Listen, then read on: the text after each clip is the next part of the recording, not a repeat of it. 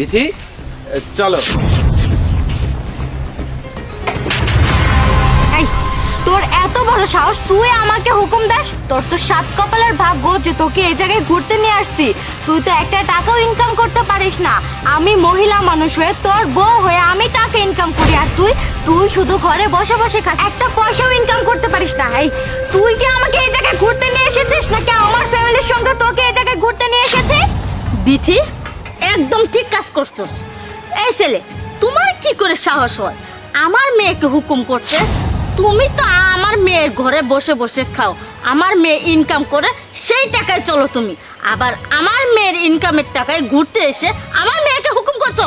তোমার ইচ্ছা হয় তুমি যাও, আমার মেয়ে এখানে এনজয় করতে এসেছে, এখানেই বসে থাকবে। তুই কি না আমার মেয়েকে হুকুম করছিস? আর তাছাড়া আমার মেয়ে কোথায় যাবে? হ্যাঁ, আসলে আম্মা আপনি ভুল বুঝছেন।